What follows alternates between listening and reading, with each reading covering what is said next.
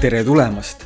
Sa oled just sattunud meie 2024. aasta reisivlogile, kus me perega avastasime Maltat ja selle väikest sõpra Gozo saart.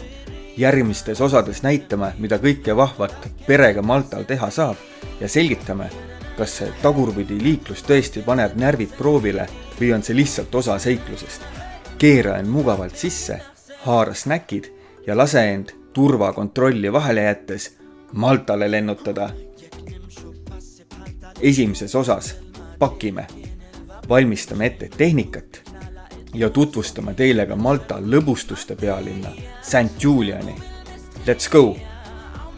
Seekordne video ei alga meil mitte metsast, nagu tavaliselt, vaid hoopis meie magamistoast. Kui nüüd arvate, et oleme läinud Tommy Cashi jälgedes oma videotega, siis kahjuks nii see siiski ei ole või õnneks, vaid tegelikult kutsume teid hoopis pakkima. See on meie laste magamistuba siin. Või no lastetuba. Ütleme, korrasolek on nagu lastetoal ikka. Et selline ja ta siis reisiajaks jääb ka. Aga ei, meie viitsi neid hakata praegu tagant utsitama, et pick your fight, nagu öeldakse. Nii siis. Ja siin ongi siis meie magamistuba. See on siis see koht, where the magic happens. Anyway, ühesõnaga, need asjad peaksid siis nüüd ideaalis kõik kaasa tulema. Meil on igal ühel ette nähtud 8 kilogrammi siis pagasit. Ja no proovime kõik kottidesse ära panna ja siis vaatame, mis need kotid kaaluvad ja mis tuleb koju jätta. Ma kardan, et neid raamatuid küll ei saa kaasa võtta, kuigi ma juba ammu olen Tõnule lubanud, et ma hakkan seda lugema.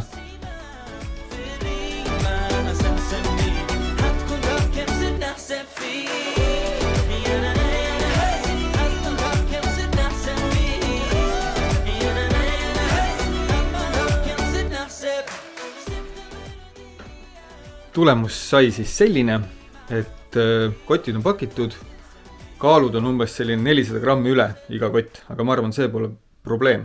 Küll aga on probleem ilmselt see, et droon on täiesti kaalust väljas, mis kaalub 3 kilo. Ja käekott on selline 2,5 kilo, mis on ka üle kaalu veel. Et need kavatseme ikkagi kaasa võtta ja siis vaatame, mis seal lennujaamas saab. Aga need asjad siin jah, paraku tuli kõik välja praakida. Tere tore, Arvi TRZ kanali vaataja. Meie jaoks on alati kõige olulisem, kui reisima minna, siis kohapeal olek ja olustiku meeleline nautimine. Samas, ka mälestuste jäädvustamine on väga tähtis. Seega on väga oluline, et foto- ja videotehnika oleks olemas ja et see oleks korras. Ja siin saab aidata droon.ee ja olengi siin praegu koos droon.ee arendusjuhi Eduardiga, kes siis räägib meile nüüd lühidalt, mida nende kauplus pakub ja kuidas ta meid selle juures aidata saab. Tere! Ja, mul on hea meel, et te olete jõudnud meie poodi. Tõesti, me pakume sisuliselt kõike, mida võib vaja minna ühel edukal YouTuberil näiteks. Ja et kui me siit, ütleme, selja taha vaatame, siis kindlasti esimene asi, mis nagu tähelepanu tõmbab, on see suur droon. Need on sellised kaubaveodroonid, mis on ütleme, oma valdkonna poolest hästi uued Eestis. Et sisuliselt me praegu arendame ütleme, enda seadusandliku poolt, et saaks nendega lennutama hakata ja ma arvan, et 2-3 aasta pärast on üsna argine reaalsus, et kuskil lendavad droonid, mis toimetavad siis pitsasid ja Wolti tellimusi näiteks kellelegi koju kätte või kontorisse. Aga no lisaks meil on ka ütleme, mis jääb väljapoole, ütleme siis sellist tööstuslikku tootmist, on meil ka väga palju hobivarustust tegelikult, mis puutub just ütleme gimbalitesse. DJI on suurepärane valik gimbaleid endal olemas nii algajatele, mis on ütleme alates nendest Osmo Pocketitest kuni ütleme nende täisprofi, nende Ronin RS lahendusteni, mida kasutavad siis ütleme ikka filmimaailma inimesed. Meil on droone, meil on seikluskaameraid, et sisuliselt kõik asjad, mis vähegi nagu lindistavad, filmivad, teevad pilti õhus, maa peal või vees, siis me suudame aidata. et tegelikult nad pakuvad ka hooldusseadmetele ja meie käime ka oma droonide, gimbalite ja kõiki asjadega droon.ee-s alati hoolduses. Lisaks hooldusele pakuvad nad ka laenutusteenust ja praeguses kaadris näetegi DJI Action 3 seikluskaamerat, mille droon.ee poest laenuks võtsime ja etteruttavalt võin ka öelda, et hiljem endal soetasime. Absoluutselt, et see on meil üks, ütleme, tugevamaid eeliseid turul täna, et me suudame sisuliselt välja rentida kõike, mida me ka müüme. Ehk siis just ütleme sellisele hinnatundlikule ostjale võib teinekord päris oluline olla, et enne kui ta investeerib näiteks 2000 eurot drooni alla, et ta saaks proovida oma käega katsetada, ise vaadata, et kas see asi on siis talle tegelikult või et äkki on mingit teist mudelit vaja, kas on liiga võimas, liiga lahja. Ja siin me tulemegi appi, aitame oma tehnikutega välja valida selle õige toote, anname selle talle rendiks ning näiteks kui lähebki kaubaks, siis meil on ka selline diil, et me võtame selle rendi hinna uue toote maksumusest maha. Ehk siis saad nagu nii-öelda tasuta rendi, kui toote ära võtad. Aga lisaks kõiksugused GoPro, DJI Action kaamerad, gimbalid, kõik on täiesti saadaval. Akupangad näiteks, väga selline ütleme, populaarne valdkond meil täna just matkajatele, telkijatele, et võtad oma elektrikodud kaasa. Ja kõike seda saab meie poest. Et akupangad on tõesti mingid, et siin osadega ma kujutan ette saab ka keevitusmasina külge panna ja ei ole probleemi. Saab küll jah, võimsamad toidavad ära. Lahjema keevituse küll, ütleme, et päris tööstusesse ei lähe sellega. Aga ma juba tean nii mõndagi, ütleme, sellist off-grid koduehitajad, kes alustaski sellest, et tal, ütleme, akud laadisid seal Delta Pro näiteks akupangas. Tema vaikselt toimetas ja ehitas ja siis lõpuks ta tõi selle panga oma sinna vast ehitatud tuppa sisse ja tal on päiksepaneelid katusel ja ta on sisuliselt off-grid ja elab oma ette seal head elu.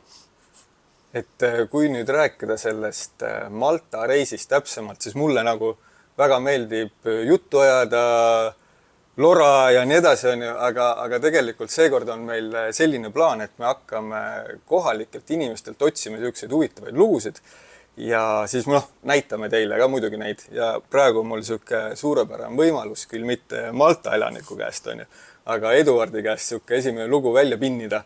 Et see droonide ja videomaailm on ju väga põnev, et kas on juhtunud mingisuguseid imelikke olukordi, mida äkki jagada? Ma tooks välja, ütleme, võib-olla sellised olukorrad, mis meile kõige rohkem rõõmu teevad, on siis, kui sa saad kedagi päästa või midagi head teha. A-la näide, et kui Antarktika ekspeditsiooni laeva peal kukub droon vette ja vaja kiirelt üks asendus leida ja ütleme järgmine sadam, kuhu nagu lennukiga üldse midagi toimetada on ütleme 3 päeva pärast, siis tuleb nagu päris hea pingutus, et saaks kohale viidud. Aga seda suurem rõõm see on, eks, et kui see meie kaup jõuab sinna kohale ja jää, ütleme, filmi tegemine katki. Ja samamoodi me oleme ka käinud, ütleme, abis otsimas kellegi kadunud lemmikuid ja on leitud? Ikka oleme leidnud. Ja et kõiksugused sellised, ma tooks välja just nagu, ütleme, meie nagu pro bono ja sellised nagu toetavad projektid, kus me teeme kas siis koostööd, ütleme, mingite noorte droonioperaatoritega näiteks, kes käivad meil siin võistlemas ja sellised asjad teevad nagu südame soojaks. No väga tore, et jääb loota, et reisi pealt kogume ka selliseid huvitavaid lugusid ja jagame teiega. Ning järgmine videokaader tuleb juba Maltalt või siis vähemalt lennujaamast. Sen kun et nistani kull sekonda nära giornata durma nafsen si äristrit faineja sifte melodia uktebta bibesima firima sen saime oma ülekaalulise pagasiga sisse. Mõttetu põdemine, nagu Lein ütles. Mõttetu põdemine.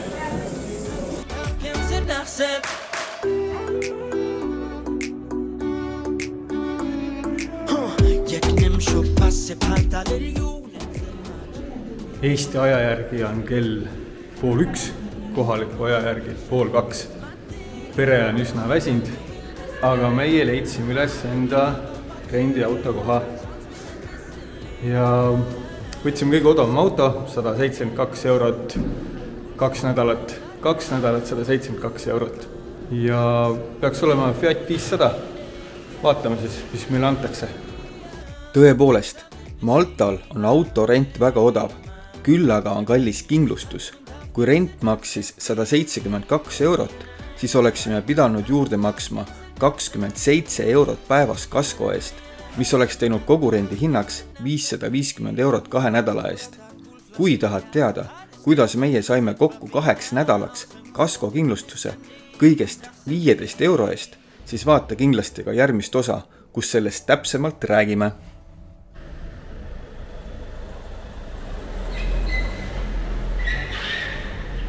Broneerisin Fiat 500, aga saime sama raha eest, ehk siis 172 euro eest Opel Grandland X-i turboga, korralik suur masin. Ei tea, kas see nüüd hea või halb, aga mõnusam on sõita kindlasti. Vahemere piirkonnas on liiklus midagi muud kui meil Põhjamaades. Alati vaadake oma auto enda rendile võtmist hoolikalt üle, et hilisemaid vaidlusi vältida. Meie leidsime oma masinalt näiteks suisa 9 väiksemat mõlki ja kriimustust. Kõik läksid reisidokumentidesse kirja ja etteruttavalt võin öelda, et Sicily by Car rendifirmaga sujus kõik väga hästi ning ka auto tagastus toimus ladusalt ja tagatisraha jõudis kontole loetud päevadega. St. Julian's, malta keeles San Gillian, on populaarne linn Malta saarel, mis asub Vallettast põhja pool. St. Julian's on populaarne turismisihtkoht tänu oma kaunitele randadele ja jahisadamatele nagu Spinola ja Paluta laht. Linnal on ka rikas ajalugu, mida esindavad vanad kirikud ja ajaloolised hooned. St. Julian's on ideaalne koht, kus nautida nii kaasaegseid mugavusi kui ka Malta traditsioonilist kultuuri ja arhitektuuri.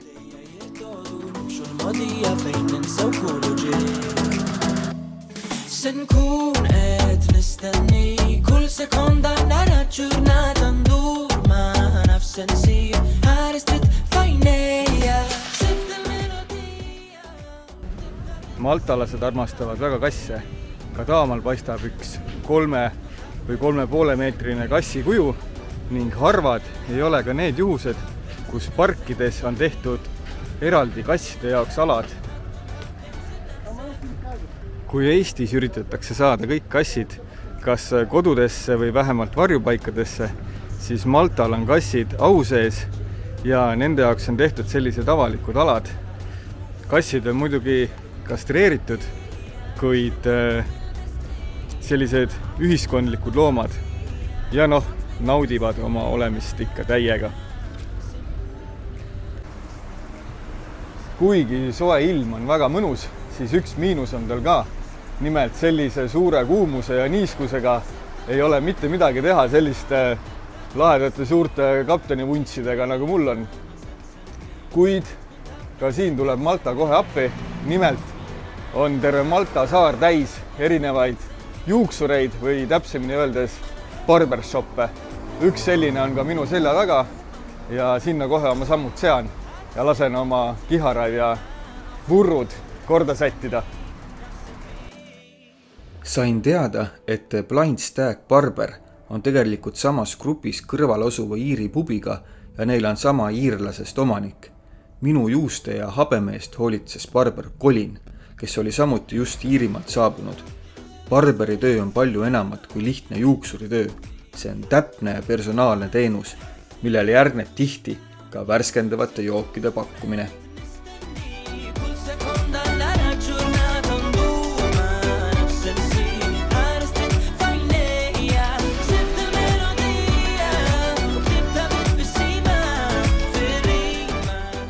No kuidas teile tundub? Tavaliselt kui käia spaas, siis öeldakse, et naised võivad spaas saada nii paar aastat nooremaks. Aga mul on tunne, et praegu Colini kääride ja noa alt tulnuna olen mina küll, kui mitte just 10, siis 7 aastat küll nooremaks saanud. Ehk kui minu vaatajate seas on mehi, kes satuvad Maltale ja ei taha päris otse öelda naistele, et nad lähevad barberi juurde või juuksurisse keset reisi, siis öelge neile lihtsalt, et te lähete Iiri pubisse. Aga tegelikult minge hoopis barberisse, mis on kohe Iiri pubi kõrval. Ja pärast, et seetõttu, et mitte naisele valetada, siis käige ka pubis ära.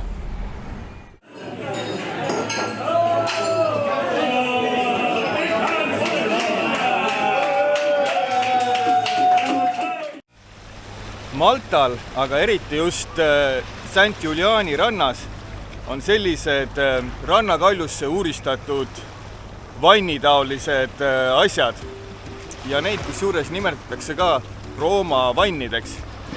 Uurisin nende kohta infot ja ega ma päris selget arusaama ei saanud, millega tegu. Osad ütlevad, et tõesti tegu ongi Rooma vannidega, kuid teised allikad jällegi räägivad, et nendes kuidagi ette valmistati siis kala, ilmselt puhastati nendest siis kala, aga igastahes näevad nad väga lahedad välja ja neid tasub kindlasti vaatama tulla. Sen kun etnisteni kul sekonda nära giornata nduma nafsen si ääristet faineja sifte melodia uktibta bitbesima firima sen semmi hatkun tafkem sit nafsen fi yana hey hatkun tafkem sit nafsen fi yana hey hatkun tafkem sit nafsen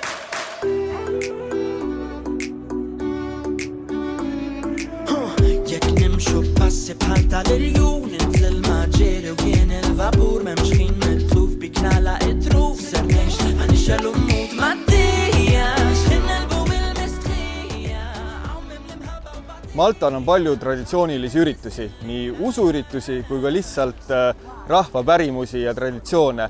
Üks nendest rahvapärimustest on Il Kostra.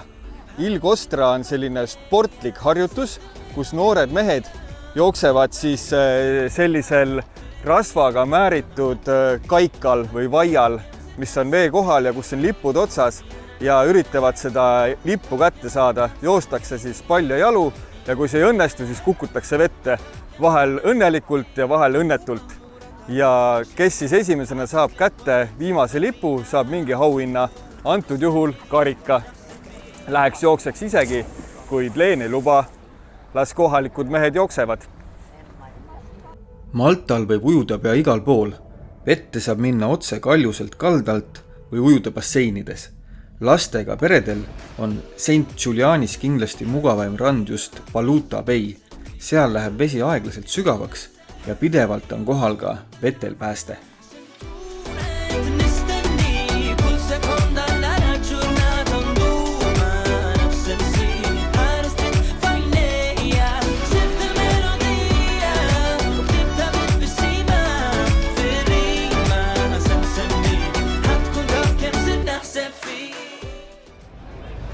St Julianis on ka biodistrikt ja selleks on Baseville. Me oleme ikkagi perepuhkusel ja seekord me Leenuga sinna pidutsema ei läinud. Võib-olla tuleme Maltale kahekesi tagasi ja katsetame ka Baseville'i ära. Aga ma mõtlesin, et lähen ikkagi väiksele jalutuskäigule ja näitan teile põgusalt, et mis seal siis toimub. Baseville'is on tõesti vaatamist igale maitsele või suunitlusele. Leidub hulgaliselt pubisid ja baare, piisavalt silmailu ja põnevaid teenuseid nagu pooletunni hotellid või huvitavad poekesed või siis põnevad pagaritöökojad, kuhu ka mina sisse astusin.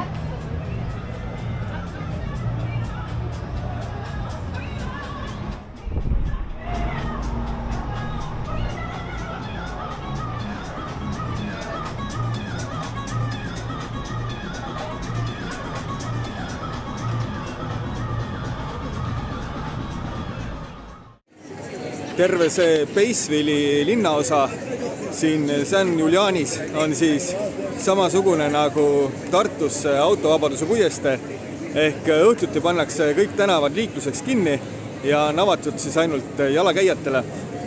Ja no elu on korralik. Vaadake. Selline. Ostsin Leenule paar kingitust. Mis te arvate, kumba ta võtab?